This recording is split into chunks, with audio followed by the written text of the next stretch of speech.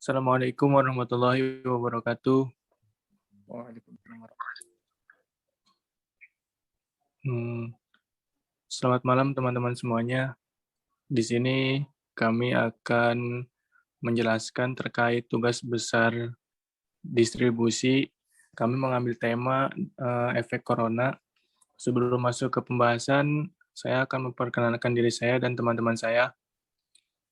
Saya sendiri Abid Ayas Yarhab dengan NPM 20 10 50 11 17.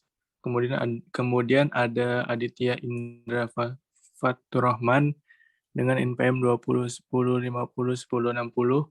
Kemudian ada Yoga Tri Pratama dengan NPM 20 10 50 11 09. Kemudian ada Yusuf Ilham Fatoni dengan NPM 20 10 50 11 00. Untuk mempersingkat waktu, langsung saja kita masuk ke pembahasannya. Next. Yang pertama, kita masuk ke pembahasan dari efek corona.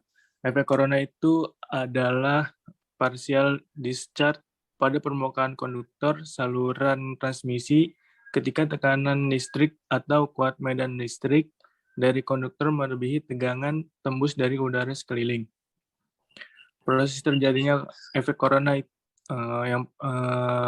bila dua buah kawat sejajar yang penampangnya lebih kecil dibanding dengan jarak antara kedua kawat tersebut diberi tegangan bolak-balik, maka corona dapat terjadi.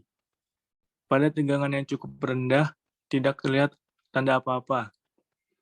Bila tegangan dinaikkan, maka corona terjadi secara bertahap. Pertama, kawat kelihatan bercahaya, mengeluarkan suara mendesis, dan berbau ozon. Warna cahaya adalah ungu muda.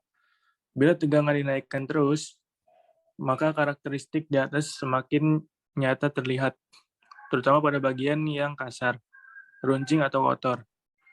Cahaya bertambah besar dan terang. Bila tegangan masih juga dinaikkan, maka terjadi busur api. Next.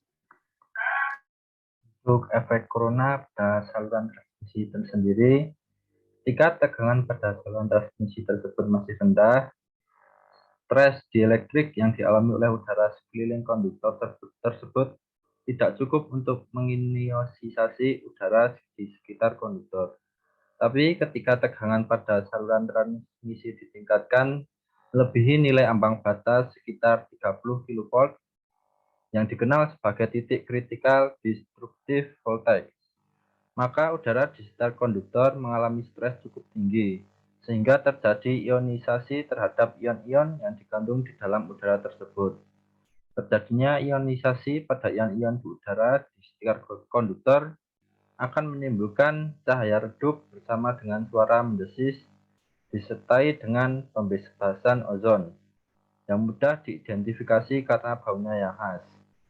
Untuk karakteristik terjadinya corona adalah dengan munculnya bau ozon di sekitar permukaan konduktor, timbulnya cahaya berwarna ungu muda, dan suara mendesis.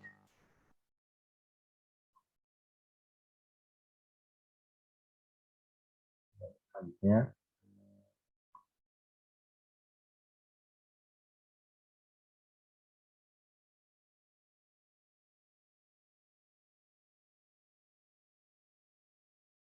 lanjut. Faktor yang menyebabkan terjadinya corona adalah tegangan saluran, kondisi atmosfer, ukuran dan kondisi permukaan konduktor. Tegangan saluran pada sistem transmisi memiliki bagian dalam terjadinya proses corona. Tegangan saluran yang tinggi akan mengakibatkan naiknya nilai kuat medan listrik yang terjadi di sekitar saluran transmisi. Dengan semakin naiknya nilai kuat medan listrik pada konduktor, maka proses ionisasi akan semakin cepat berlangsung. Proses ionisasi yang semakin cepat berlangsung akan mempercepat peristiwa corona untuk terjadi. B. Kondisi atmosfer, kekuatan tembus udara berbanding lurus dengan nilai kerapatan udara. Apabila kekuatan tembus udara semakin besar, maka peristiwa corona akan semakin sulit terjadi. Sebaliknya, apabila suhu mengalami kenaikan, faktor kerapatan udara akan semakin mengecil, maka kekuatan tembus udara juga akan semakin kecil. C. Ukuran dan permukaan konduktor salah satu yang mempengaruhi besar kuat medan listrik ialah diameter konduktor yang digunakan. Semakin besar diameter suatu konduktor, semakin kecil nilai kuat medan listriknya, maka peristiwa corona semakin sulit untuk terjadi. Sebaliknya, semakin kecil diameter suatu konduktor, semakin besar nilai kuat medan listriknya, maka peristiwa corona akan semakin mudah untuk terjadi. Penyebab munculnya efek corona pada saluran transmisi.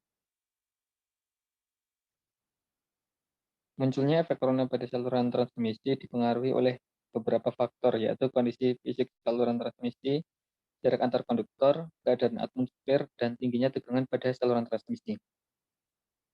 Jadi akibat yang ditimbulkan karena adanya corona, itu yang pertama, rugi-rugi daya corona, ion dan elektron yang bergerak pada udara memiliki percepatan karena energi kinetik yang diberikan. Energi kinetik tersebut didapatkan dari sistem dan dikatakan sebagai energi yang hilang. Energi yang hilang ini terdisipasi dalam bentuk panas, suara, dan cahaya. Inilah yang dimaksud dengan rugi daya corona. Yang kedua, rugi tegangan di dalam satuan penghantar atau konduktor adalah tegangan yang hilang atau tegangan yang tidak dapat dimanfaatkan. Hal ini disebabkan karena adanya arus listrik yang mengalir pada konduktor, sedangkan konduktor tersebut mempunyai tahanan listrik.